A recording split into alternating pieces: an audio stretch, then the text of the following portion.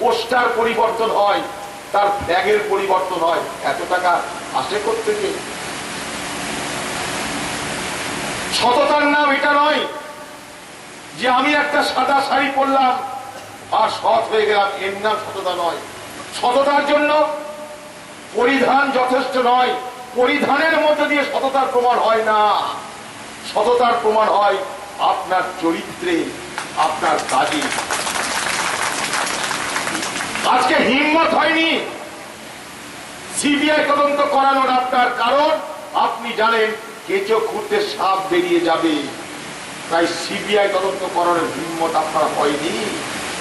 উল্টো দিকে সিবিআই তদন্ত না করানোর জন্য আপনি পশ্চিমবঙ্গের মানুষের পকেটের টাকা 13 কোটি খরচা করেছেন শুধু সিবিআই তদন্ত না করানোর জন্য। যে মমতা ব্যানার্জির কণ্ঠে আমরা নন্দীগ্রামের ঘটনায় সিবিআই তদন্তের দাবির কথা শুনেছিলাম, নেতায়ের ঘটনায় সিবিআই তদন্তের দাবির কথা শুনেছিলাম, সেই মমতা ব্যানার্জি সিবিআই তদন্তের নাম শুনলে আটকে উঠে সিবিআই তদন্ত ঠেকানোর জন্য কোটি কোটি টাকা ব্যয় করে। কেন?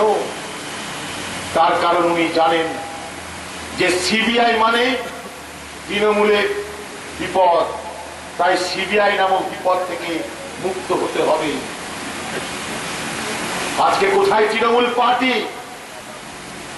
মমতা ব্যানার্জি দেখে নিয়েছেন যে তার যিনি ডান হাত মুকুল রায় মহাশয়, তাকে সিবিআই কদিন পরে ডাকবে, ওর কাছে খবর আছে।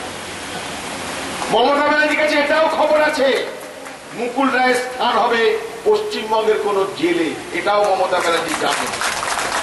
কিন্তু সেদিন তার কাপড়ের সাদা অংশটা যাতে কালিমা লিপ্ত না হয়ে যায়, তার জন্য এখন থেকে মুকুল তুমি দূরে থাকো স্লোগান তুলে দিয়েছে মমতা ব্যানার্জি। মুকুলের সংস্পর্শ মমতা ব্যানার্জির ভালো লাগছে না, তার কারণ মুকুল ক্রমশ সিবিআই এর জালে জড়িয়ে পড়ছে। মিলিয়ে নেবেন আমার কথা।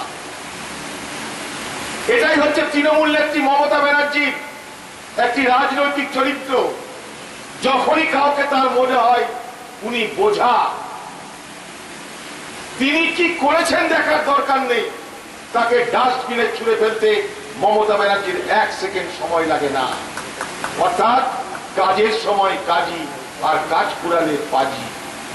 যে যতক্ষণ কাজের দরকার ছিল ততক্ষণ মুকুল রায় ছিল, এখন মুকুল রায় মমতা ব্যানার্জির বোঝা, তাই মুকুলের বদলে অভিষেককে দরকার। তাই মমতা ব্যানার্জি পরিবর্তন হচ্ছে, স্থানের পরিবর্তন করছে। কি করবে তৃণমূল? আমাদের তৃণমূলকে আপনারা ভয় পাবেন না। তৃণমূল নিজের ঘাড়ে যে বোঝা তুলেছে, সেই দুর্নীতির বোঝাই তৃণমূলের ঘাড় ভেঙে আগামী দিনে মাজা ভেঙে মাটিতে মিশে যাওয়ার অবস্থা হয়েছে।